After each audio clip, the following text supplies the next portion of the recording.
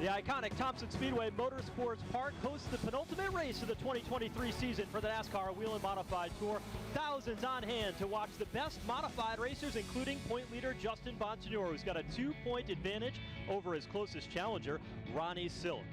Last time here in August, Justin Bonsignore earned his 13th track victory here in Thompson.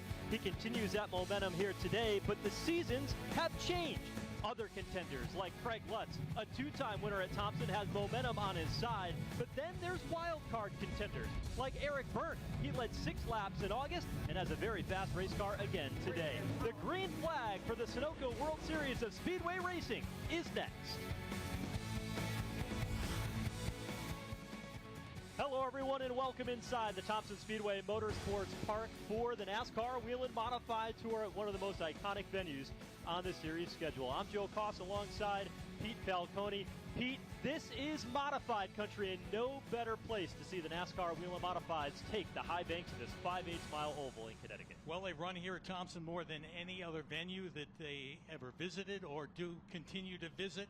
I'd have to say, yeah, we like them on the bull rings, but boy, there's nothing like a race, and the drivers love it too here on the 5/8 mile at Thompson. Due to weather in the area, yesterday qualifying was rained out. The starting field was set based on the rule book, which puts Justin Bonsignore and Ron Silk, the 2 championship contenders, on the front row. They've got 18 victories at this track. Among them, they'll bring the field around to the green flag. The young Austin Beers was fastest in practice. He'll start 3rd alongside Langley Speedway winner Kyle Bonsignore. You go a little bit further back, rolling off in 7th, Craig Lutz is a 2-time Thompson Speedway winner. He'll roll from 7th alongside Ken Hagee, Max Ackham, and Melissa Fifield rounding out the top 10. Outside the top 10, Anthony Cecily and Eric Goodale starts 12th. He's a defending winner of the World Series here at Thompson. And J.B. Fortin is back after a wild crash on the final lap at North Wilkesboro just 1 week ago. Anthony Nocella and Andrew Kraus in row 8. And Woody Pitkat, a former track champion here at Thompson, he'll start 17th today. Bobby Santos rolls off in the 19th position. He's a former champion of this event at Thompson. Eric Byrne, car to watch. The 1 car will start 22nd, along with Matt Swanson, Anthony Bello, and Ronnie Williams, the final of the 25 cars in the starting lineup here today at Thompson. Race analysis for today's event, 150 laps.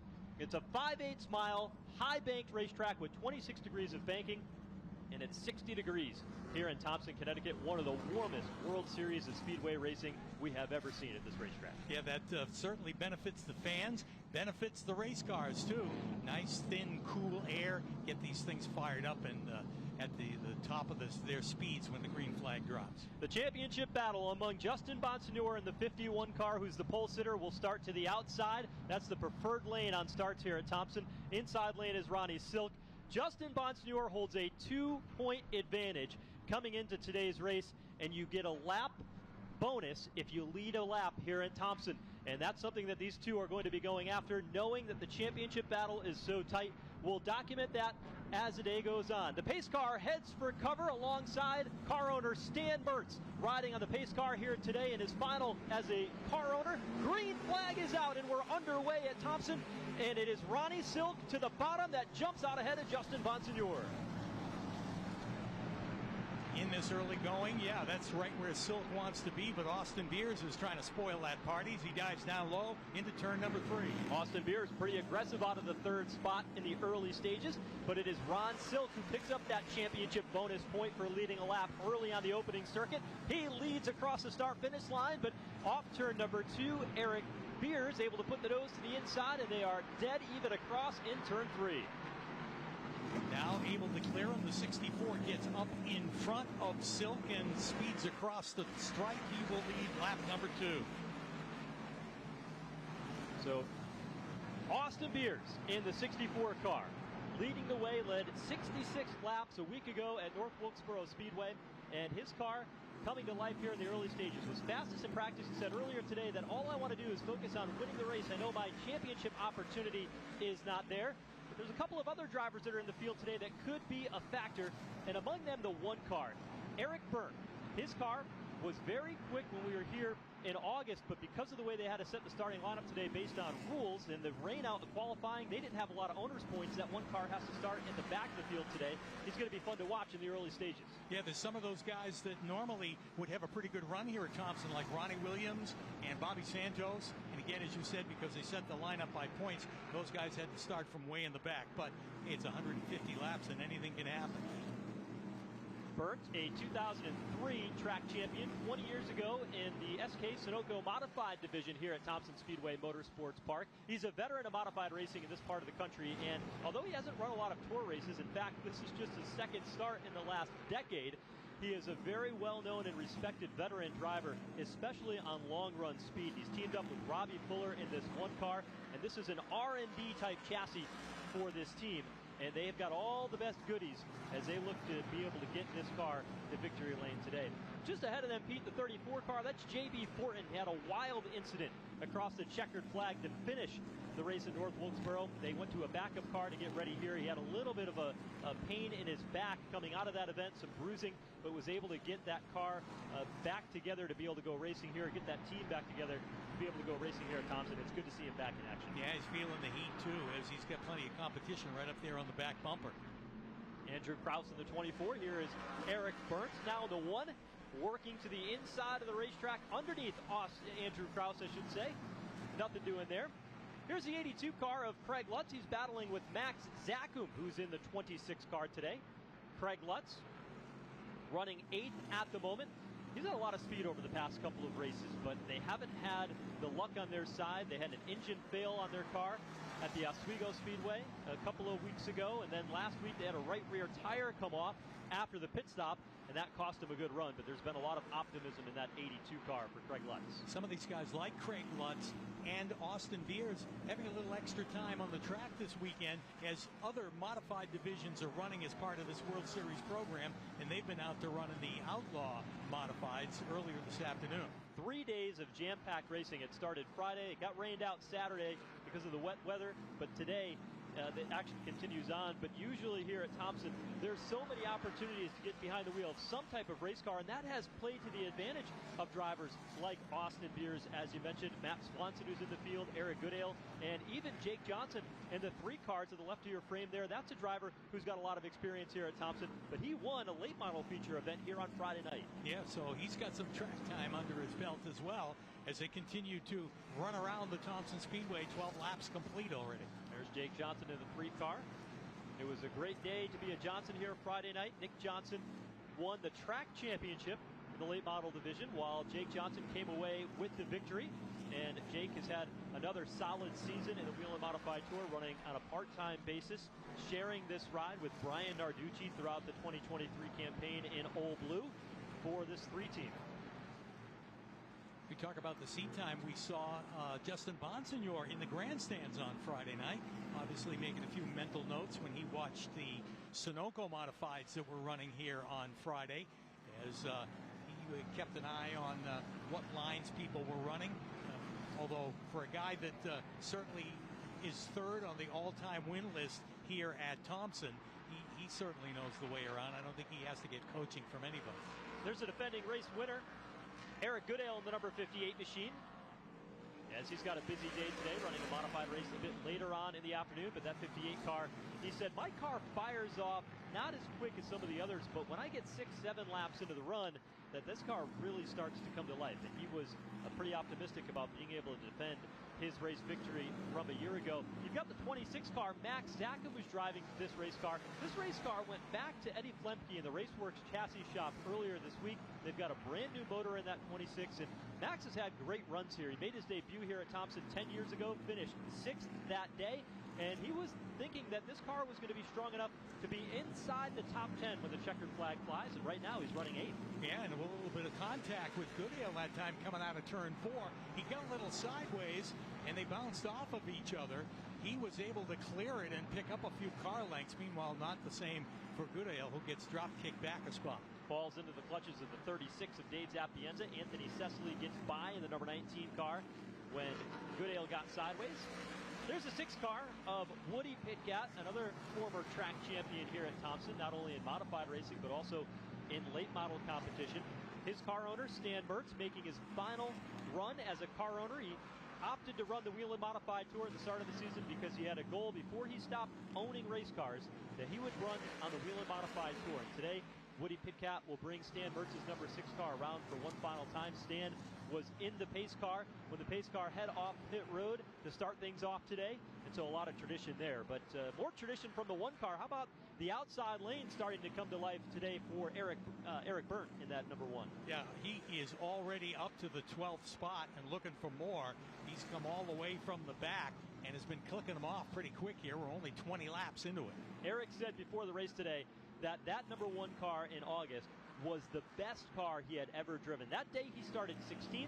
He led 6 laps in the event before he got caught up in a crash following the pit stop. So Eric Byrne wanted to get inside the top 10 before the pit stop. He has done that with that move underneath Max Zackham, and he's still hunting for more as he quickly closes in on the next car ahead, and that is going to be the 58 car of Eric Goodale. So things continuing to look strong for Eric Byrne. Yeah, and we mentioned Goodale. He was right up there battling with Max Zackham before. Don't know whether they might have messed with the toe a little bit in the front when they made contact coming out of turn 4, but he certainly doesn't have the speed that he had a few laps ago. There's Eric Byrne now, moves into the 9th spot. Gets by Anthony Cecily.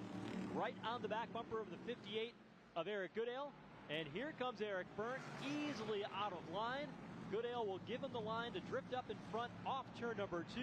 And Eric Byrne sideways that time off turn 2. And Goodale will stick a nose to the top side. Yeah, great save as he came out of the turn, and that thing just kicked out from him. Now Goodale's coming right back. Byrne, again, trying to gather it back up after getting that thing almost completely spun out.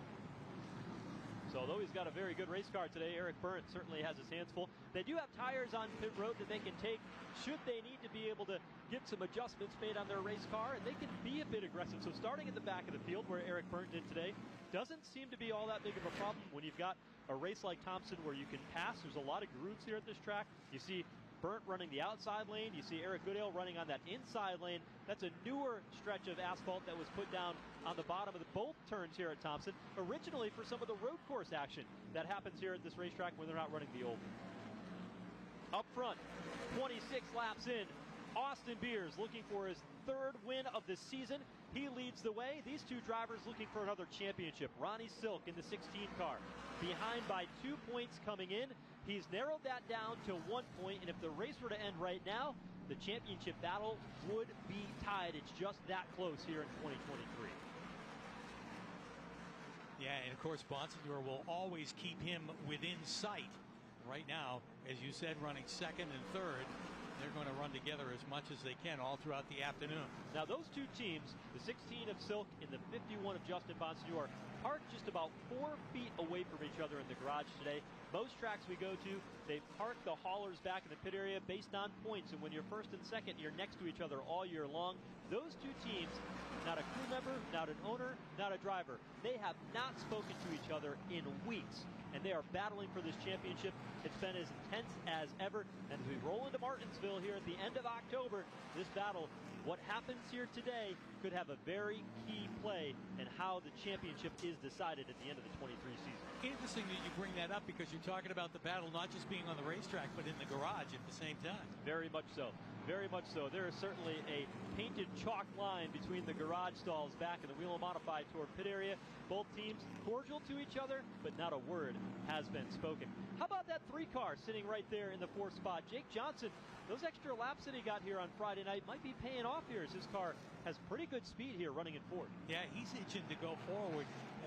Tested Bonsignor a little bit for a couple of laps, but not ready to make the move as yet. We're only 30 laps, just over 30 laps into this 150-lap event. He's got plenty of time if he's going to put the moves on the 51. We saw the 1 car of Eric Byrne a moment ago using the outside lane. You see Jake Johnson, he's going up there as well, but the inside lane is right where Justin Bonsignor wants to be. As he watches Ron Silk ahead of him run the top, Bonsignor is content to run the middle or bottom lane on most turns. Not this one, though, as he works around the lap traffic of Ken Hagee to the inside. But for the most part, Bonsignor's been running the middle to the bottom. And continues to do so. Takes a little peek there underneath Ron Silk as they race out of the turn. Here's Bonsignor looking on the back straightaway. Nothing there to be able to make the pass, though. He'll try again to the bottom in turns 3 and 4. Can he make it stick while the top is open? Jake Johnson will take advantage of that and drive on by. He picks up a spot, finally gets around Bonsignor. Tremendous speed out of Jake Johnson. Now he tries a crossover move to get underneath Ron Silk. This is a battle for the second spot. Here comes Jake Johnson sweeping down to the inside, and he gets the spot. Well, let's see what kind of speed Johnson has. He's got a little bit of track to run down our leader, Austin Beers, but again, with the kind of speed that he had to get by these guys, he may be able to close that gap. Austin Beers got a pretty healthy advantage at this point, over 1 second the edge that Beers has been able to extend over now second place Jake Johnson. They have not yet caught the tail end of the field, but Austin Beers in about another half a lap away will start catching. That's about how far that tail end of the field is. Here's Bonsignor putting the heat on the back bumper of Ron Silk as they rail down to the back straightaway into turn 3. Again, takes a look to the bottom. Won't make the move that time. Stays right glued to the back bumper of Silk, though, down the front stretch. This time, Bonsignor goes to the outside. He saw how Jake Johnson got by him to the top. Silk ran a little bit lower that time through, trying to protect the inside into turn 3. But here is Bonsignor trying to make the move stick in the bottom lane of the racetrack. Silk runs the top side. They are wheel-to-wheel off the turn. Yeah, I think maybe with at this point of the race where he's still got some decent rubber on that car, he'd like to test the bottom, but he just can't get it done. Bonsignor continuing to work over the back bumper of Ron Silk. Both teams told me earlier today that they want to be able to leave Thompson with about an 8 to 10 point advantage coming out of this race. We talked about the championship being awarded at Martinsville at the end of October. That particular race has not really been all that kind to Ron Silk in particular. He's got more starts at Martinsville, but he's only got one top 5, and that came back in 2009. Justin Bonsignor has only run there a handful of times, and outside of a mechanical issue that they had that knocked him out of the race last year, he's got 2 top 5s at 51 of Bonsignor. So you'd have to give Justin Bonsignor a little bit of an edge, at least statistically, going into Martinsville. But both drivers know that anything can happen when you get to a racetrack of that caliber and that size.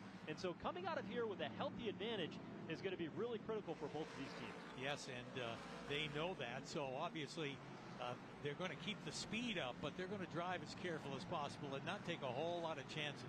And they've done everything they can behind the scenes. A brand new engine in that 16 car for Ron Silk. They have an engine that was in it that wasn't quite ready to be done, but they said we want our best bullet in for these final 2 races of the season. For the 51 of Justin Bonsignor, constant time on the phone with his crew chief, Ryan Stone, debrief calls as he leaves the office from work day in and day out to make sure they're connected on a game plan that they have to go racing here for these final 2. They're starting to pick through some of that lap traffic that our leader Austin Beers has already put them down a lap. Now they got to pick their way through, working the outside of Max Zackham right there. Of course, that will negate any kind of passing until this point where Bonsignor decides while that bottom is open after passing the lap car, he'll occupy that space, drives down underneath and drives around Silk. And Silk doesn't give up much of a fight there. There's still a long way to go. They come across the line this time. It'll be 45 laps complete, so a little shy of the 1/3 mark today here in Thompson. So Justin Bonsignor able to sneak on through and move into 3rd as he was working Ronnie Silk over. Silk and this team have really worked on comfort and long run speed. So as his car starts to fade and lose a couple of spots here as the run goes on, that's a little uncharacteristic from what we have seen out of that 16 car throughout much of the season.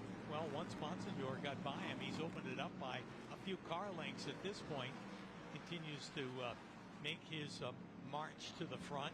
He's got a ways to go to catch Jake Johnson, but he was able to get by Silk and now start to drive away from him. It's pretty interesting to see the drivers that are towards the front of the field. Austin Beers is a guy who's leading this race, but Beers is a driver that typically does well on the drivers and the tracks that you've got to save tires. And here at Thompson isn't one of those tracks, especially with the change tires down on pit road. Typically you can go pretty hard and pretty aggressive.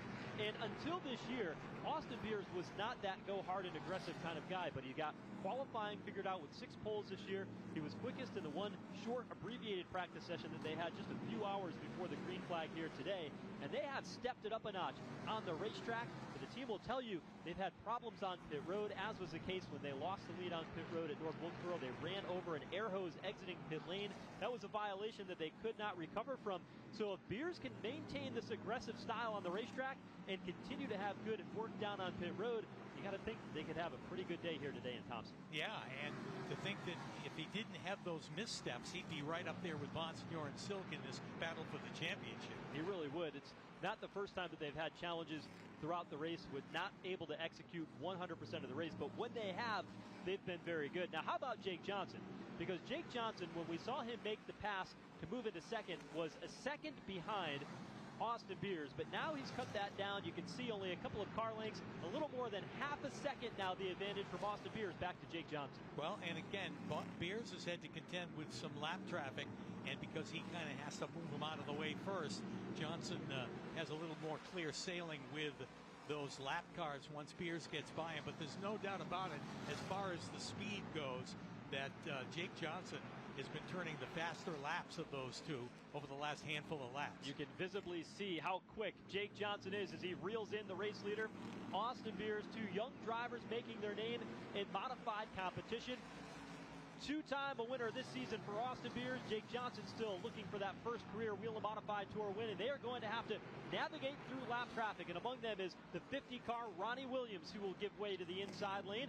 Austin Beers will go high. He'll bring Jake Johnson right along with him, but they are side by side directly in front of the race leaders. Yeah, that's some dancing they got to do, because those lap cars are all running together. They got to decide which way they're going to attack them for sure, as Beers is trying to pick his way through, and now Johnson trying to get around that lap car, Ronnie Williams. Up ahead, they're side by side between Brett Meservey in the number 59 and the 89, the white car to the inside. That's Matt Swanson. He's going to put in 400 laps among different race cars here today at Thompson. He's running a super modified, this modified here, the Whelen Modified Tour, and then an open modified event that'll take place a little bit later on in the day today as the leaders bypass Swanson to the outside. Right now, they're kind of getting it done, carefully picking their way through that lap traffic, as the back markers are doing a good job of getting out of the way. Meservey got a little sideways off turn 4 that time. Was able to keep that car pinned down to the bottom. Did not become a factor. They continue to work the outside lane. The freight tran rolling up top. Bottom lane, the 21 car of Anthony Bello. Johnson in all of this, keeping the pressure on Austin Beers. Yeah, when there's one opportunity, when one hole opens up, Johnson's going to go for it, that's for sure. Staying right there on the back bumper. Now he takes a look to the inside as they head down the backstretch. Beers a little bit out of shape off turn number 2. Anthony Nocella, the number 92, running his lane to the bottom. That doesn't leave a lot of room for Jake Johnson. Johnson thought about making him 3 wide off turn 4. He had a roll out of the throttle, thinks better of it, goes to the top. Probably not the right kind of move that you want to make at this point of the race, only 57 laps in. And yeah, he lost a couple of car lengths when he got hung up there behind Nocella. And veteran drivers like Anthony Nocella are going to be predictable as lap cars. That's really what you want out of a lap car. That time it was Jake Johnson who was maybe a little bit unpredictable from Anthony Nocella's standpoint. He would have thought the leader was going to work to the outside, or the second place car work to the outside lane. That could have been pretty precarious for the 3 car. You know, we talked about the history here at this racetrack with the NASCAR Whelen Modified Tour, and a lot of that history's been written by that blue number 3 for all the years that it has run here, and probably run in just about every modified race that's ever been run here at Thompson. Great run to see Jake Johnson put that car up into the top 2. Today is a 152nd time that they have raced in the NASCAR Whelen Modified Tour here at this racetrack. 44 car directly ahead of the Austin Beers number 64. Yeah, not too often we see Bobby Santos in a threat to go down a lap, as he's won several times here at Thompson before, but as we said, he started from the back.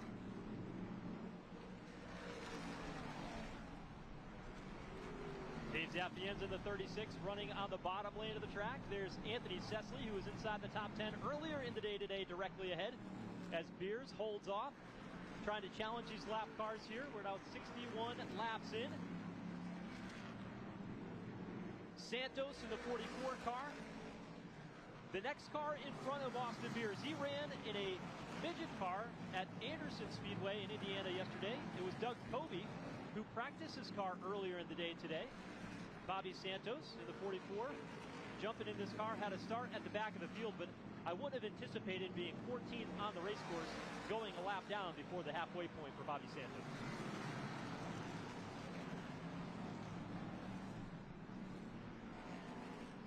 Yeah, Yeah, both of those lanes are kind of occupied right at the moment. Cecily and Santos. And that's allowed Jake Johnson to climb right back up on the back bumper of Austin Beers. Talking about the 3-car a while ago, Bobby Santos scored his first ever Whelen Modified Tour victory at this event at Thompson Speedway many years ago. He was driving the 3-car Old Blue when he got the job done that day. And now it's Jake Johnson at the wheel, who will challenge the race leader Austin Beers to the top, trying to use Bobby Santos as a pick. Side by side, racing for position, the 13th spot between Anthony Cecily and the 44 of Bobby Santos. That allows Jake Johnson to lead at the line and take over the top spot momentarily in the battle for the lead. Yeah, this is a great race right now. I think Beers thought that Santos would get around Cecily a little quicker than he has. They've remained side by side lap after lap. Johnson decided to go with the outside. Now he cuts back down in front of Beers and is clearly the leader as they negotiate their way around the lap traffic. He was not going to allow Austin Beers an opportunity to drive back to the bottom. Jake Johnson, with forcefulness, taking the race lead away from Austin Beers, quickly gets by Anthony Cecily and Bobby Santos, and he's got clear racetrack ahead. Look at the gap that the 3-car has built over the 64 of Austin Beers. Now Beers has got to deal with Santos. That's going to allow Jake Johnson to open up the advantage even more. Yeah, that's right. That Beers has got to figure out how to get around Santos. Santos running his line, and Beers has got to get around him, but Johnson has already opened that up over a half a second, a .642 lead over the 64 that it had to been at the point of this thing from the beginning. We've been caution-free so far in the first 69 laps when Jake Johnson crosses the start-finish line, just a few laps away from halfway. Justin Bonsignor took him a little bit to get around Ron Silk in the battle for third, but once he did, he started reeling in the race leaders once they got to lap traffic, and now he's starting to close into the back bumper of Austin Beers in the 64 in the battle for second. And that is a great battle for sure, as Bonsignor has been steady. As you said, once he got around Ron Silk, he's made that march towards the front, and now he can see that second place right in front of him. Bonsignor on the hunt, tracking down the 64 car of Austin Beers. Last year when Eric Goodale won this race, there was a caution early, and then it went green just about to the finish. They had to save every ounce of their race car, and it has that feel here today where this race has a very long green flag feel to it. And whether or not Jake Johnson and Austin Beers have saved enough in their race car in the first half of this race to be able to go that long here today, I think it's still a question we'll have to answer if this continues to stay under the green flag. Well, yeah, the question is who has saved anything. Certainly not these guys up front, because they have been going at it. Bonsignor hasn't been short on speed either, as you can see that battle for the second spot. But he knows he doesn't want to allow Jake Johnson to get too far out in front, out of that windshield. There is Bonsignor as he looks high in the entrance of turn 3, then tries to carry that momentum down the banking here at Thompson and closes in a little bit more. High entry again for Bonsignor in turn 1. And he crosses right over this time to take a look at the bottom underneath Beers. He'll drive underneath down into turn number 3 and make the pass. So Justin Bonsignor up to second, but he's still 1 second behind the race leader Jake Johnson. We'll see if now he's got a little bit of clear racetrack to work with, whether or not he can start to reel in the race leader. But up front, Jake Johnson now will come across the line. This time through, it'll be halfway through here on World Series weekend for the NASCAR Whelen Modified Tour. So Jake Johnson will get the halfway bonus here today at Thompson and continues to extend his lead. He's been out front for the last 10 laps and has given no shine of giving up here today as he continues to pull away from second place Justin Bonsignor. And that is good for him. That is in his favor, because Ron Silk has faded all the way to the 8th spot and is in contention to try to gain some more positions, but he continues to slip on backwards back to 8th. So the championship contenders running 2nd and 8th at this point. Very impressive to see the smoothness that Jake Johnson has been able to carry throughout his career. There's a gap from first to second. We'll go all the way back and see if we end up picking up where the 16th car is for Ronnie Silk. Just entering turn 3 now as Ronnie Silk mired back behind some of these lap cars. Remember, he started second along with Justin Bonsignore on the front row, but he fell back once they started battling, and now he's got his hands full, and that car continues to be a struggle for the 16 car of Ronnie Silk. Meanwhile, on the back straightaway, bit of contact between Anthony Bello and the 36 of Dave Zapienza, and this is directly in front of Ronnie Silk. Wow, that was close for sure. Great save, but as you said, yes, right in front of Silk, and that could have been a big problem. Silk's trying to move him out of the way. He'll move Matt Swanson up the hill in turn number 2. Now, Anthony Bello and Dave Zapienza are racing for position on the racetrack for the 15th spot. And Ron Silk just can't have any of that. He's got to have a smooth day. We talked about his runs at Martinsville not being as strong as statistically we've seen out of Justin Bonsignore. And this team really needs to keep pace with Justin Bonsignore to give themselves the best opportunity to be able to win a championship at the end of the month.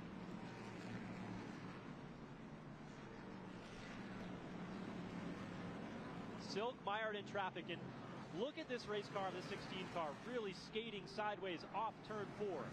You'll watch him as he comes up on the straightaway, the back end of that 16 car not staying down on the racetrack, skating around again a little bit loose ever so slightly, and Ronnie Silk, known for his nickname Smooth as Silk, but that car really starting to dance around and give him a handful as he works his way onto the straightaway, nearly a half a lap behind Justin Bonsignore on the left side of your frame, who runs second. Yeah, there's a guy that needs a caution for sure, and normally you would think they would have seen one by now.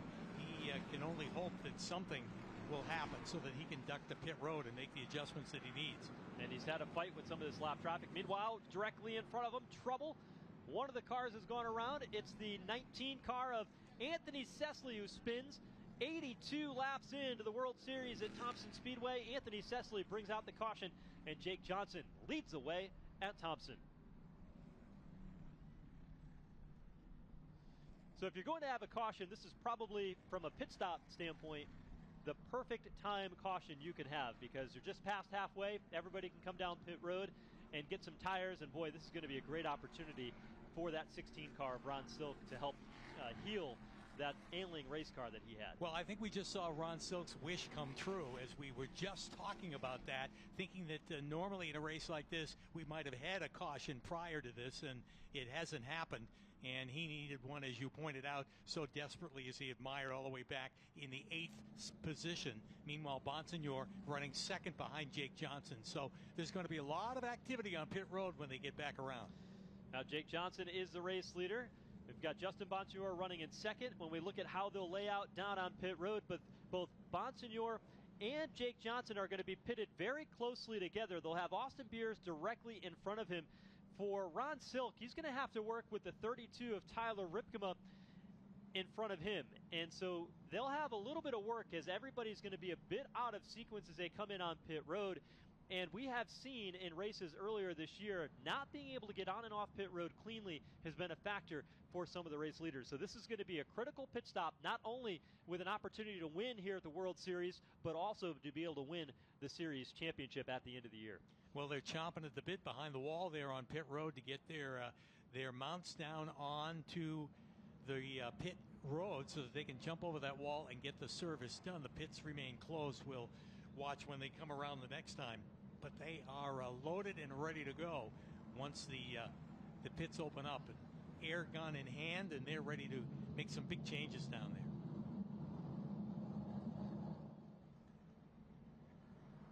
Field rolling down into turn 1. Jake Johnson and this team.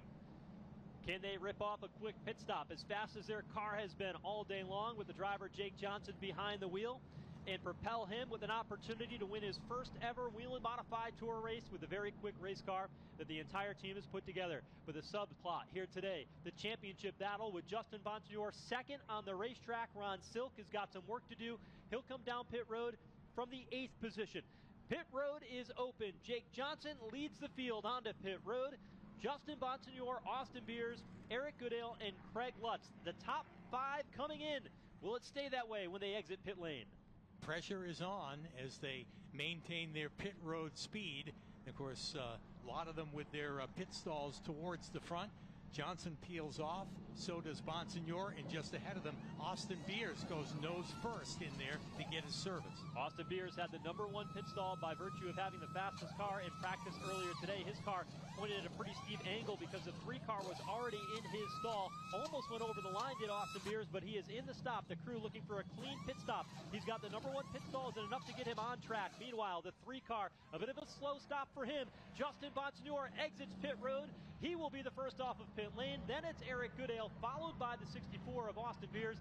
Ron Silk will pick up 4 spots on pit road to 4th, and Kyle Bonsignor will come out in 5th. So the battle still alive. Bonsignor now out in front. He'll lead a lap, get a bonus point, but Ron Silk and that team, the quickest on pit road, picks up 4 positions on this pit stop. You talked about it, a bit of a slow stop for Jake Johnson, and he came out about fifth or sixth out of the pit road once that stop was over. Came out 11th. From the race lead all the way back to 11th for Jake Johnson and that team. Tough break for Johnson. They are going to have to do what they did at the start of this race. Johnson started 6th, a little bit further forward, but they had a very quick race car, not as quick and efficient on pit road, and they have lost a ton of ground for Jake Johnson. So even though under the caution, we talked about those little points that you need to be able to add up to win the championship. Justin Bonsignor and that team now leading a lap, albeit under caution. The first lap he has led all day, evens the score in that category because Ron Silk had already picked up that lap leader bonus point earlier in the day as he led lap 1. Another good pit stop too for Eric Goodale and that 58 team. They picked up 2 positions on pit road. Goodale, the defending race winner in the 58 car, looking to see if he can continue that speed. Talked about it at the beginning that he has a car that's good on long run speed, but he's going to need to fire off quickly here if he's going to keep pace with Justin Bonsignor when we see this restart.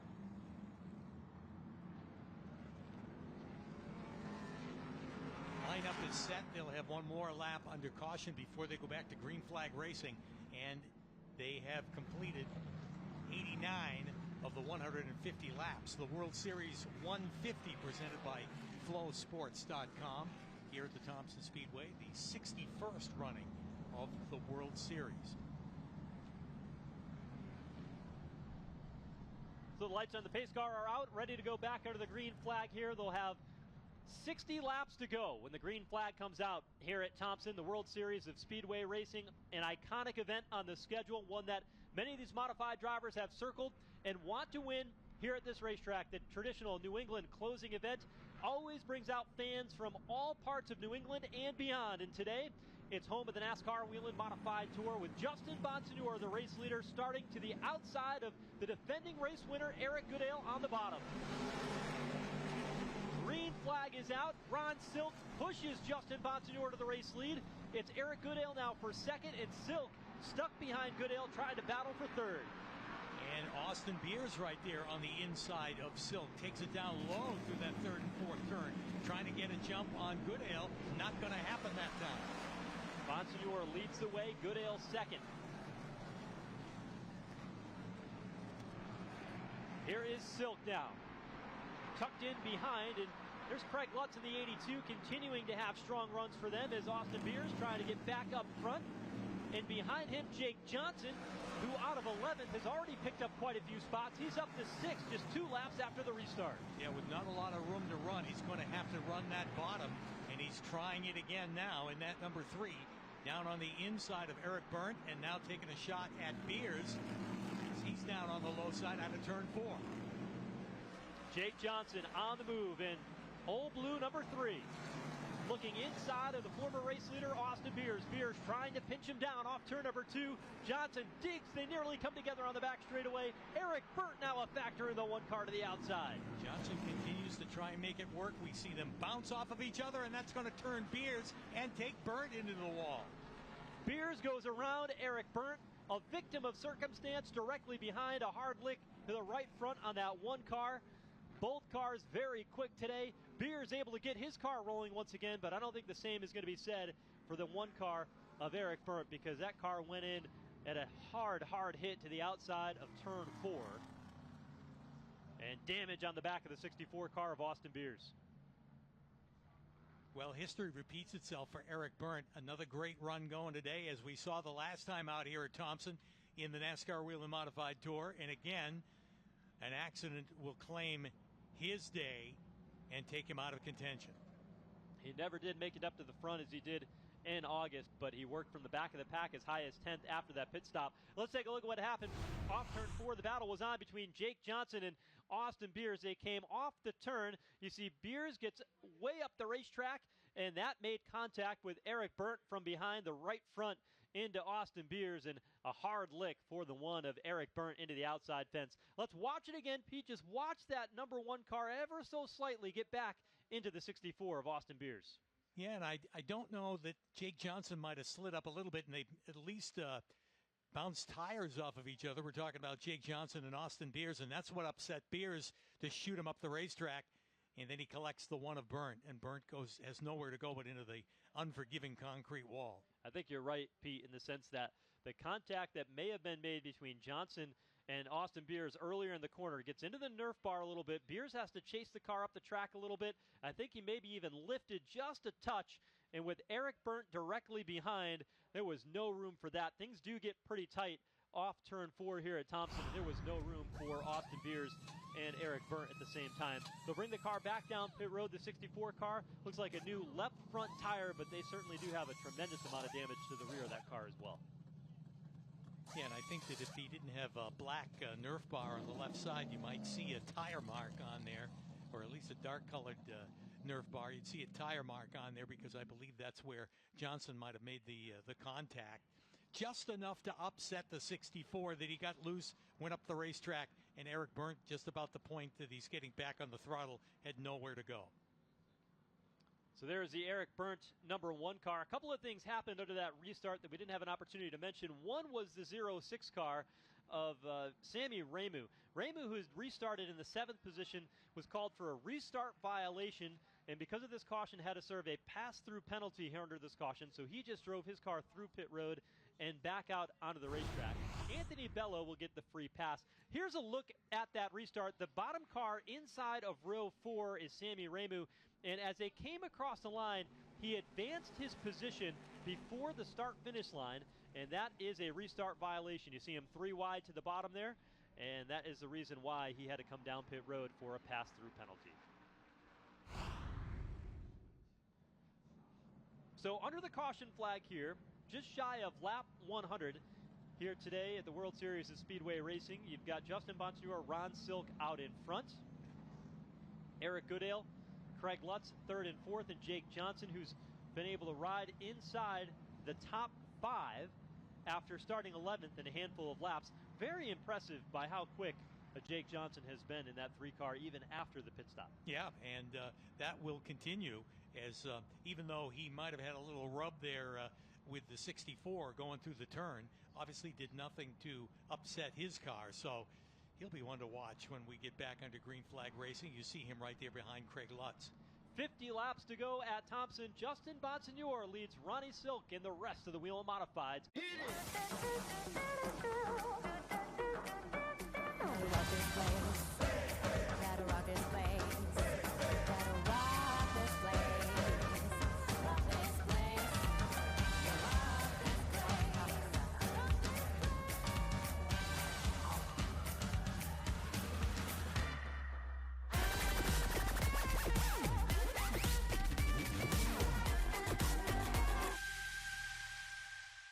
At Thompson Speedway.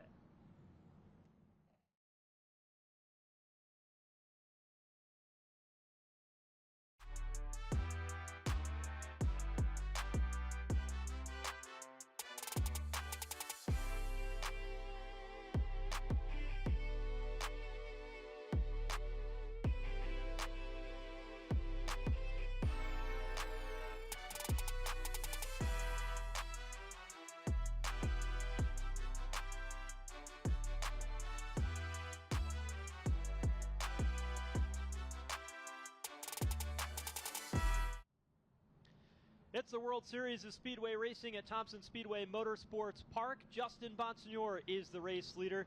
Just under 50 laps to go here in this penultimate race of the 2023 NASCAR Whelen Modified Tour season, and it's come down to the two drivers, Bonsignore in the 51 and Ron Silk on the front row, and they will be sharing that front row when we get ready to get back under the green flag. But there's a couple of drivers right behind them, and Craig Lutz and Eric Goodale, who also have victories here at this track, and would love to see them capture wins here in this 2023 season as well. And just behind that is Jake Johnson, who really raced his way to the top before we got to the original caution flag, and he's going to be one to watch when this green flag comes out, where we're going to have just under 50 laps to go. We've seen just two cautions here today.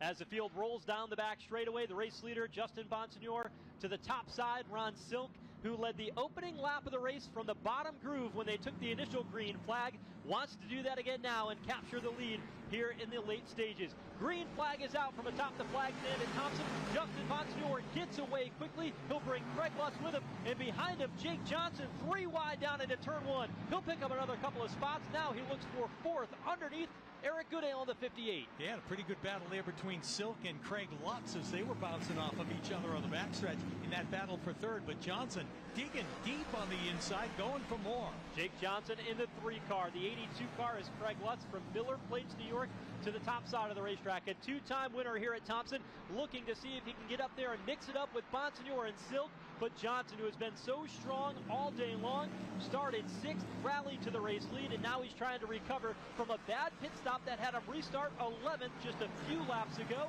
Now he's into the top 4. Yeah, and he's trying to muscle his way back up there around Craig Lutz, and he gets it done. He's clear of him on the backstretch. Jake Johnson, though, has got some work to do. He's got a couple of champions up in front of him that he's got to be able to go after if he wants to challenge for his first ever race win. Craig Lutz, though, not happy with how Jake Johnson ran him in turns 3 and 4. Gives him the bumper on the straightaway. Yeah, Johnson was a little aggressive for sure, just trying to shake him as he watched the cars in front of him start to drive away. He needed to get out from that bottom groove in order to be able to keep his momentum up, and took evasive action by just giving a little nudge to Lutz to get by him. Compared to some of the other drivers in the field, Jake Johnson does not have as much experience in modifieds. He spent a lot of time driving full-body late model and super late model style cars, especially here at Thompson, where you can be a little bit more aggressive. You don't have those open wheels, but when he's run this Whelen Modified Tour Series, he has certainly adapted to it well, and he has been fast, but he's not afraid to throw the elbow like you just saw there earlier today with Austin Beers, and now with the 82 of Craig Lutz. He's got a little ground to cover to catch those front runners of Bonsignore and Silk. He was able to do it before, and he's got a clean racetrack. Here is Ron Silk taking over the race lead here. 43 laps away from the finish, but Justin Bonsignore now darts to the inside of the back straightaway, pulls to the bottom lane as they run wheel to wheel. And he takes it right back as they head out of turn 4 and down the front stretch. Silk right there on the back bumper, basically pushing him down into turn 1. The adjustments that Phil Moran made under the pit stop seem to work well for Ron Silk. His team gained him 4 spots on pit road, and now he's right in the mix again with Justin Bonsignore, who's trying to sweep the season races here at Thompson after winning in August earlier this summer. But it's Bonsignore out in front. To the back bumper is Ron Silk. Some of the fastest laps of the race being clicked off right now by those two front runners as they stay right together. Here's Silk with a peek down to the bottom into turn 3. Silk runs that bottom lane. Bonsignore will let him have it. He pulls now to the bottom with a crossover move, trying to draw alongside.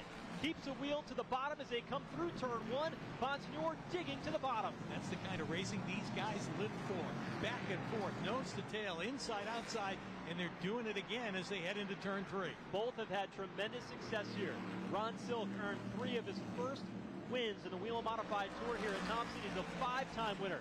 Justin Bonsignore is tied with Ted Christopher on the all-time win list here at Thompson Speedway. He's got 13, including that win in August just a few months ago. His car has been so strong over the years, and now these two, with 18 wins combined, are battling not only for the win here today, but a chance to give themselves as much cushion, as much pad as possible heading into the final race in Martinsville. You talk about cushion, Silk's got a little bit of that right now.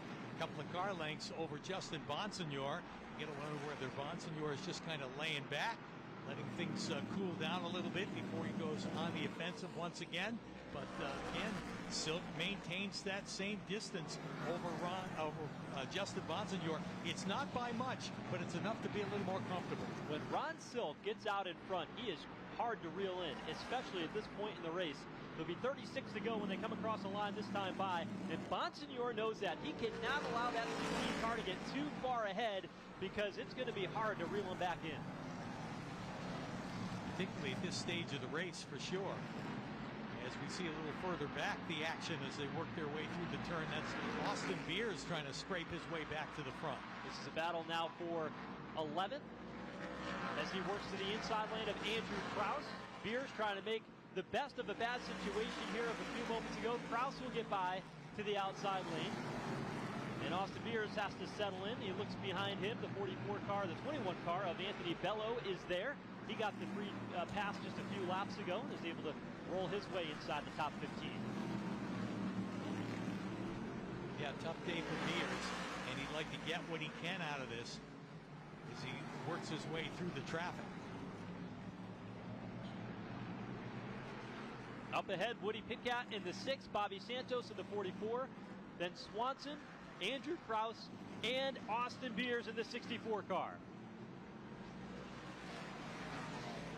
Here's Santos trying to put a move to the inside of Woody Pitkat. That's for the 9th position, and he gets it done. And that opens up the lane to the bottom for Matt Swanson to try to move in on Woody Pitkat. Yeah, Swanson on the move. He'd like to get in there too, as the relatives by marriage there duke it out. Bobby Santos and Woody Pitkat.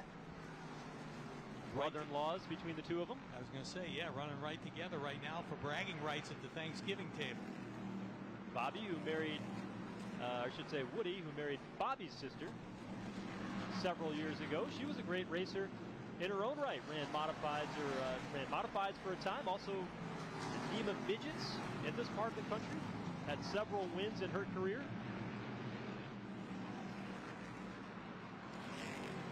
There's a 64 of Beers, who just hasn't been able to make it work, but the caution flag comes out third time today, and it's a 22 car of Kyle Bonsignor, who is running just outside the top 5, spins off turn 4, and that has been where all the action has been here today. His third caution is out 120 laps in to the World Series at Thompson. Ron Silk, the race leader, and with 30 laps to go, he's going to have another opportunity to try to get away from Justin Bonsignor, and it really breathes life back into the chance for Bonsignor here today.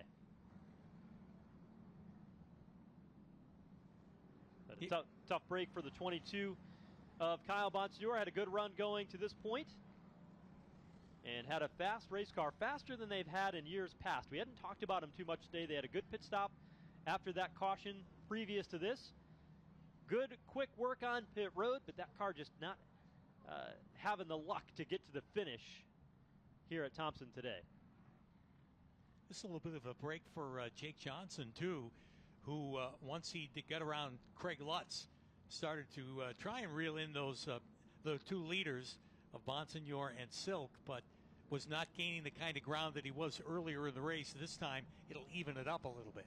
I think there might have been a bit of a caution and tire saving mode for the 51 and the 64 as that first green flag run went on. But at this point in the race, we've had a couple of cautions. We took tires just past lap 80, and so there's still a lot of good left in these Hoosier tires, and they can start getting pretty aggressive with them. We'll probably have about 25 laps or so to go when we see the green flag again. Let's go down to pit road. Let's hear from Eric Berndt. He's standing by with Jesse Punch.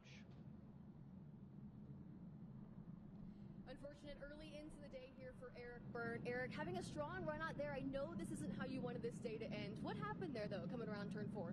I should have probably been a little bit more patient. I kind of pressed the issue where it shouldn't have been, and I ended up getting collected up with the 64. We had a really fast car. Just needed to probably mind my own time a little bit. I'll own that one, and hopefully we can do a couple more of these and see if we can shake this monkey off our back and get something good. Got to thank Ferguson Motorsports, Nefco, LFR, TFR, all the guys that worked on this car. We had a great pit stop, and I kind of gave it away. Thanks, Eric. Thank you. That's Eric Byrne, much like his run here back in August. A strong showing for that one car, but unfortunately an early end to their day. So Eric Byrne will just have to step aside and watch the rest of the one from the infield. There you see his number 1 car that is expected to be running at the Martinsville Speedway, where Corey LaJoie won for this team, driving the Robbie Fuller-owned number 1 car, the house car. And we'll see whether or not it'll be LaJoie or maybe Eric Byrne with an opportunity to be able to run that race before the season comes over. They have not yet announced their driver, but Robbie Fuller did confirm with me earlier today they'll be back for the season finale in Martinsville at the end of October. Well, this is going to be interesting. 25 laps to go. It's all the way down to the length of a good old Saturday night shootout here on a Sunday afternoon at Thompson Speedway. And anything can happen here in these last 25 laps. I don't know that we're done with cautions, Joe, with the way these guys are running here late in the race and getting bunched up like this. It'll be interesting to see when we go back to green. It's a beautiful day in New England for the NASCAR Whelen Modified Tour. The pace car is in. The race leader, Ron Silk, on the outside lane, trying to fend off his championship foe in the form of Justin Bonsignore to the bottom. Green flag waves, and it's Bonsignore who spins the tires on the bottom. That allows Ron Silk to get away with the race lead cleanly in turn 1. Now Craig Lutz will challenge Bonsignore to the outside for second. Yeah, Craig Lutz is going to take that middle groove, if you will, and force Bonsignore to stay down on the low side. That's where Jake Johnson is, too, just behind them. Craig Lutz able to take second at the line, and he completes the pass in turn 1. Behind them, a good battle for fourth. Jake Johnson and Tyler Ripkema, who's having a solid day here today inside the top 5 as he gets rooted up the racetrack by the 3 of Jake Johnson. Yeah, and they just barely bounce off of each other through that 3rd and 4th turn. Johnson gets the advantage, however, for a moment, and then Ripkema runs right on back. Bonsignore back underneath Craig Lutz. He moves through to get back to second. But already Ron Silk has opened up a healthy advantage for the race lead. And he is starting to run away with it. Here's Ripkema up the hill, now pushing into the back bumper of the 3 car of Jake Johnson. And we've got trouble again. It's Sammy Ramu into the outside wall on the front straightaway. Matt Swanson is in it. Multiple cars involved here, and the caution is out for the 4th time today.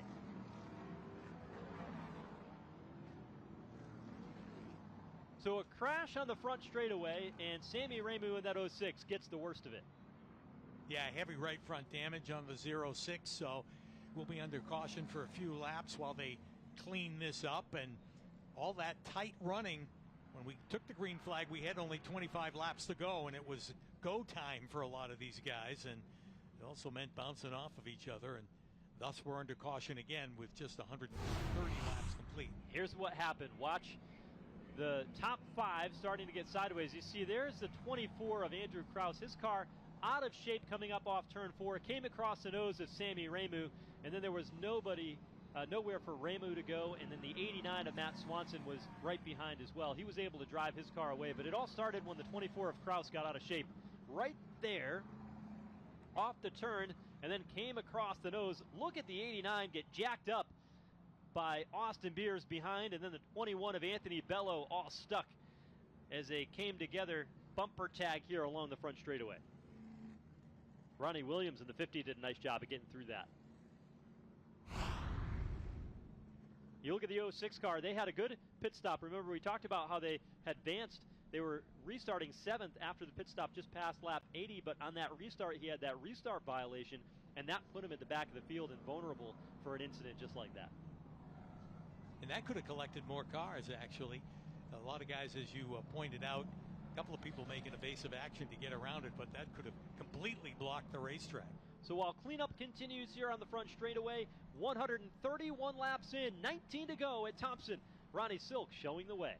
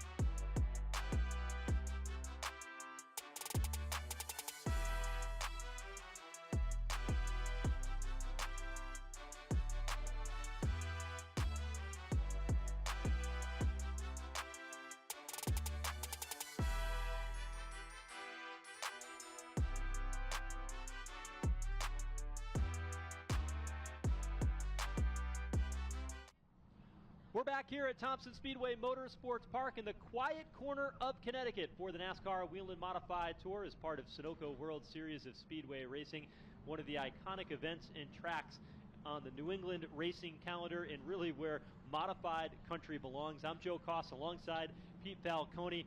We're getting down to it here. They will have 16 laps to go when they get back under the green flag here after this fourth caution of the day with Justin Bonsignore and Ron Silk on the front row. But pay attention to that car who's running in third, the 82 car of Craig Lutz. He's had a lot of speed over the past couple of races. Mechanical problems have really plagued them, but today they got the crew from Tommy Baldwin and Doug Coby's 7 New York team working on that 82. Craig Lutz and his dad made all the setup and chassis decisions on it, and they've got a car that's running solidly inside the top 5 today, right in the middle and in prime position to see if he can capitalize and get a win here today. But up front, as we get ready to get back under the green flag with 16 laps to go, the championship contenders of Ron Silk and Justin Bonsignore going toe-to-toe here on this late race restart.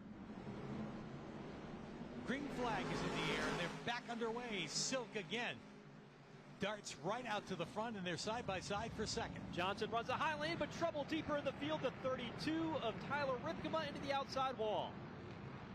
Yeah, that's going to bring out the caution flag again. Tough break for him. Ripkema, who not too long ago was challenging inside the top 5, and now he's got heavy damage, although able to keep that car rolling once again in a tough couple of weeks for the 32 of Ripkema. Crashed coming to the checkered flag at North Wilkesboro just 1 week ago. They parked that car and brought this race car out, which they had run a couple of times this season and had driven it all the way inside the top 5, but pretty good damage on the right rear and by that Nerf bar, the 32 car for Tyler Ripkema. Get another look at it. Ripkema's on the bottom going into the turn, and it looks like he got hooked on the outside. Hard to tell. As the car went around, Woody Pitkat was in the high lane of the racetrack, and somehow, some way, Tyler Ripkema was the only car involved as he went 360 degrees in front of the entire field, parted the Red Sea. We'll watch it again here. Pitkat's on the outside of the racetrack, and I think the 32 might have spun before contact was made. Tough to tell. The two cars did come together, the 6 of Woody Pitkat and the 32 of Tyler Ripkema, but it's hard to tell whether they came together before or after Ripkema was already sideways. Pretty impressive, Pete, to do that and not have any damage to the tires. Ripkema has stayed out onto the racetrack, has not come down pit road. Yeah, not even to have this crew take a look at it. So like to hold on to his position. And it's pretty amazing that he didn't collect anybody else either. You talked about the parting of the Red Sea and the evasive action that everybody took to get around him. As right there in the middle of the turn, they just had to all scatter and let Ripkema spin around to get out of the way as best he could. Yeah, normally with the modifieds, if you don't hit one of the wheels, you'll be okay. And that's exactly what Ripkema did. Certainly not intending to do so, but it ended up working that way. So when the field comes back by the start-finish line this time through, they will get the 1-to-go signal and be ready to get back under the green flag. This time they will have 12 laps to go to settle the Sunoco World Series of Speedway Racing here at Thompson. Ron Silk, he's had a rocket ship on these restarts. His car launching so well up in the top groove. Yeah, last restart, Bonsignore just didn't get going. You pointed out that he may have spun the tires a little bit, so he'll certainly do it a little bit better as we see him try to get some heat in those tires before the green flag drops. Trying to clear those tires off, get some heat into them, and make sure that he's going to have the power to the rear. Look at the gamesmanship. Silk and Bonsignore. I think there's any head games going on there as we get ready to fire them loose. Both drivers up on the wheel, elbows up as we get ready for another restart with 12 laps to go.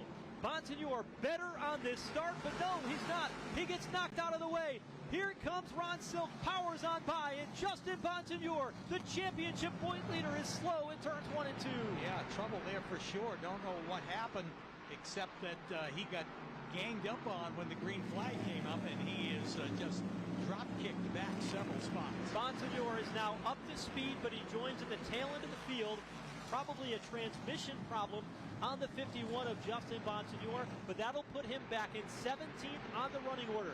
Now can Ron Silk capitalize on it and gain the win and the extra bonus points for doing so? He leads the way off turn 4. There's Justin Bonsignor mired deep in traffic as he tries to salvage every position he can with an opportunity to keep his championship hopes alive. And the guy that's pedaling as hard as he can is Jake Johnson, who had a taste of the front a little while ago and wants to get right back there. Does he have enough to catch Ron Silk? For Ron Silk, this is huge. The difference between finishing first and second is 3 extra points in the championship battle. Johnson, he doesn't care about that. He cares about getting his first Whelen Modified Tour victory. They'll have 8 to go when they come across the line this time by, as Ron Silk holds the advantage by 5 car lengths. And continues to do so. Johnson trying different parts of the racetrack to gain some ground on him, but he just can't get up there and challenge for the lead. Johnson, though, is closing. And if there's any fan of Jake Johnson and this Whelen Modified Tour fan, it is everybody in that 51 camp. Justin Bonsignor just became Jake Johnson's biggest fan. Johnson is there into turn 3. It'll be 6 to go this time through for Ron Silk. Bottom right of your screen, Bonsignor trying to work through traffic. If he gets by Tyler Ripkema, that moves into 15th. And he's still got a couple of cars ahead, but his car does not have the speed that it had earlier in the day today when he was out in front. Jake Johnson throws it in there. Tries to keep the car down just a little bit to shorten his trip around. And again, same line through the turn. Gets a little bit closer, but not enough to get the bumper of Ron Silk. I don't think Jake Johnson holds anything back here today. He's not been afraid to use the front bumper. He's not been afraid to use the right side Nerf bar, diving underneath drivers, getting into the turn. He's been inches apart, and he's going to be aggressive here in the closing laps. Here's Johnson with a good run off turn 2, closes in again to the back bumper of Ron Silk in turn 3. Yeah, he had a great move there, and carries that momentum through the 3rd and 4th turn and down the front stretch, but Silk's able to gain about a half a car length that time. 3 laps to go. Justin Bonsignor is up to the 14th spot. Ron Silk opens up the advantage back to Jake Johnson ever so slightly and gives himself a little bit of breathing room. Johnson wishing that he saved a little rubber here for the closing stages. I think that's the problem. The car tends to skate a little bit on him, and he can't quite get up there as Silk now opens it up by 2 car lengths. Ron Silk will come to the white flag this time as he comes up off turn number 4.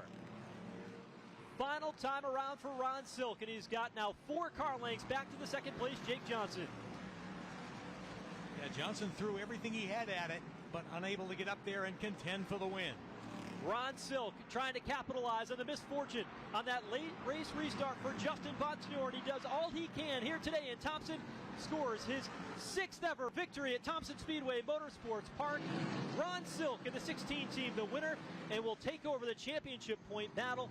Across the line in 13th is going to be Justin Bonsignor here today, and Ron Silk takes 1 step closer to becoming the 2023 NASCAR Whelen Modified Tour champion and what is going to be a monster day in the title chase.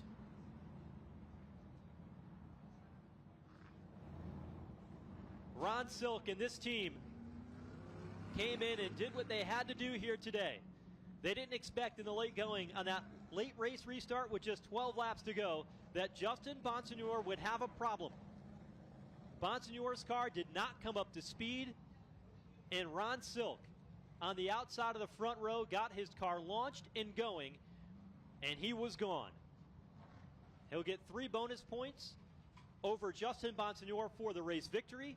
Bonsignor finishing back in 13th is going to make it a tall order for Justin Bonsignor going into Martinsville in the 2023 campaign. And we said coming into this one, whoever came out on top was likely to have the best opportunity at winning the championship. At one point, we thought they were going to go into Martinsville just about even in the standings. But today, Ron Silk did some damage on Justin Bonsignor and that 51 team. And this crowd here witnessed an outstanding race at Thompson today went right down to the end of the drama that builds for the season finale coming up just a few weeks from now. You know, you pointed out on the earlier restart that it looked like Justin Bonsignore had spun the tires because he just didn't get going the way that we thought he should have to stay with Silk. Then this time it was more than tire spin. Might have been a shifter issue or whatever, but he was really pushed back. Now, Ron Silk, usually pretty reserved. And look at this guy, the smile on his face, his team owner coming in, offer congratulations, Phil Moran, the entire group, putting all the effort in to get the job done here this year. They went winless in the 2022 season. Everybody thought that it was going to be this 16 car that was going to turn it and that they were going to get the job done. But now 5 wins for Ron Silk and this entire team. And you see the smile, you see the energy. Ron Silk knows what today's victory means. He's had a lot of history here. Won his first ever Whelen Modified Tour race here at Thompson. But this one here might be the one that he'll remember most with the success that he had here today and being able to take that step forward. One more to becoming a 2-time Whelen Modified Tour champion. Not to put the cart in front of the horse. There's a lot of racing still left to go. What happened to Bonsignore today could happen next week when we run at Martinsville. But today it's Ronnie Silk's day. He's in victory lane at Thompson. 5th win of the season. He brings it home here at Thompson Speedway. Ron, when we were here in August, you finished runner-up, and now with a championship very much on the line, you bring it home in first. What was the difference maker here today? You know, we struggled the first half of the race really loose and made some good adjustments at the stop. And just, I thought we turned a little bit better than everyone around us at the end there. They all looked to be a little bit tight, but just an awesome day. A lot of effort goes into all this, so just can't thank everyone involved enough. Just really feels good to get back to victory lane. We're heading to Martinsville, the final race of the season. How confident are you that you could be our 2023 champion? Well, you never know what's going to happen. I'm confident that we can do it. We got to have nothing silly happen and race to our potential, and I think we'll be all right. We got a couple weeks before then, so enjoy the win now and celebrate with your team. Congratulations, Ron. Thank you. That's Ron Silk back in victory lane here at Thompson for the first time since 2020.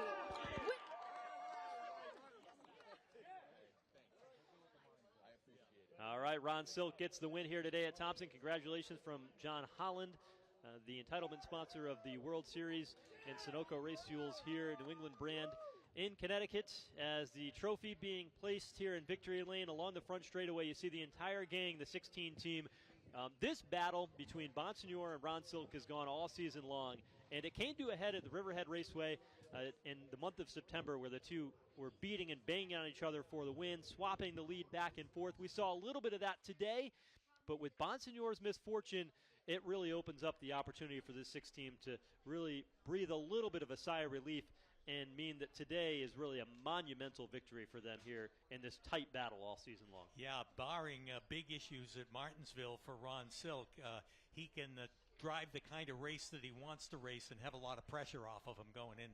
Certainly so, but, you know, anything can happen. We saw last year in the championship battle, John McKennedy had problems. Justin Bonsignore had problems last year, but just didn't seem to really play out for them, and it was McKennedy who was able to get it done. We'll take another look at that late race restart. Watch Bonsignore on the bottom as they get ready to come up to speed. Silk fires quickly, and it's pretty evident right away when he goes to grab a gear that Bonsignore doesn't come up to speed. Unfortunately, Craig Lutz was right behind him. His car could not move forward. He got caught behind Justin Bonsignore, and a good day spoiled not only for Bonsignore but also Craig Lutz. Yeah, I was going to say, what could have been for Craig Lutz, as he was running really good there towards the end, but he got stuck right behind Bonsignore, who faded fast, and there was just nowhere to go. So a tough break for him, but certainly a good day for Craig Lutz. Got to say something about Jake Johnson. I mean, his speed today was outstanding. Raced from the 6th position to lead many laps earlier in the day today, but then at the end just did not quite have enough for the adjustments that Ron Silk and Phil Moran made on that 16 car, and a bit slow on that stop. Would put him back to 11th after the pit stop, and they really could never recover from that. Tough day for sure, but you look at the final running order, and some of these guys that were going a lap down early on end up in the top 10. Yeah, guys like Bobby Santos rallied well. You saw Bonsignore rally back to 13th, so didn't quite make it all the way up there. But even Tyler Ripkema had a great day, got spun in the late going there with just a handful of laps to go. So his day ended on a sour note, but again, they were fast too, and they had strong cars. Excellent race for sure, and a very happy Ron Silk continues to celebrate. Well, starting to cool off here in Connecticut as the fans have all their jackets on, waiting for more on-track action that'll follow this one here today. They still have another 100-lap modified race here at Thompson. The tradition of the World Series, thousands of people on hand. All the campers that are back throughout the grounds here at this racetrack really make it a marquee event for race fans in New England. A fall tradition for sure, and another one in the record books here at Thompson. So the Whelen Modified Tour event, seeing 4 or 5 cautions here today make it, as it's been a pretty eventful day today. We're trying to see if we can get some word from Justin Bonsignore and hear his thoughts on what happened at the end of that one as they continue the Victory Lane celebration down below. But the next race on tap for what has been a pretty eventful Modified Tour season. It's a Thursday night at the Martinsville Speedway. That leads into the NASCAR Cup Series weekend there as they set the final championship for the Xfinity Series and the Cup Series as they roll into Phoenix the following weekend to set the champion for the National Series. So the NASCAR Whelen Modified Tour will be on hand that Thursday evening to be part of all of that as photos continue to be taken for Ron Silk down in Victory Lane. Been a historic season when you talk about it. Pete started off at the New Smyrna Speedway in February. Last weekend, North Wilkesboro Speedway hosted the Whelen Modified Tour and what was another outstanding event there. And the momentum for the Modified Tour and the venues that they have gone to this year have certainly been many, and a steep 18-race schedule this year has certainly brought a lot of ups and downs and entertainment as the season has rolled, and this series has crisscrossed the Eastern Seaboard week in and week out. You know, we talk about history, and we pointed out the fact at the beginning of the race that Stan Mertz having his final race with Woody Pitkat aboard, they were able to salvage a top 10 finish for that number 6 today. Well, good solid run for them. I know for Stan Mertz, being able to just be a car owner in the Whelen Modified Tour was big for him, and now to be able to finish his final race as a car owner before he steps out of the ownership roles in a 10th position with Woody Pitkat behind the wheel was big. Woody, for fans at Thompson Speedway, know him from many years ago now, running late models, winning championships, running a Stan Mertz-owned Sunoco Modified here at Thompson Speedway just about, 8 years ago in the 2016 season. And he was proud to have a good run and proud to be able to drive for Stan Mertz here this year. So Ron Silk is going to bring his car back to the garage area. They'll continue the inspection. We'll hear from some of our other finishers. Just a moment from now, we'll hear from Justin Bonsignore and hear exactly what went wrong on that 51 car as the quietness of Thompson Speedway for a moment before the action continues here at the 5/8 mile racetrack in Thompson. Let's go back to the pit area. Let's hear from what happened with Justin Bonsignore. He's with Jesse Punch. Justin Bonsignore, he was the points leader heading into this race. Justin, what happened there, though, on that final restart? Just went to pull it into high, and I don't know if I just was a little nervous or choked, but it pulled up and into reverse just about, and then I thought it just, I thought it was in and just broke. And finally through 1 and 2, I smacked it back down and got it into high again, but just gave that away. It happens. Knowing that you have one race left before the end of the season and the champion is decided, how confident now are you heading into Martinsville? We'll just have to go and win and hope he does something as dumb as I just did. So, it is what it is. This is what happens when you're neck and neck each week, and put it on myself there. Nobody to blame but myself. So we want the next one to try and win a grandfather clock. Thanks, Justin. Thoughts of Justin Bonsignore, clearly dejected, and he certainly is going to make it difficult for him with that mistake to be able to win the championship here this year. Tough one, and he'll replay that over and over and over again in his head, but it's not going to change it, unfortunately. Well, the action rolls on here at Thompson, but for the Whelen Modified Tour, Ronnie Silk walks away with a big trophy. He wins the World Series of Speedway Racing. Only one race left. He's got the championship lead as we head to the final race of the 2023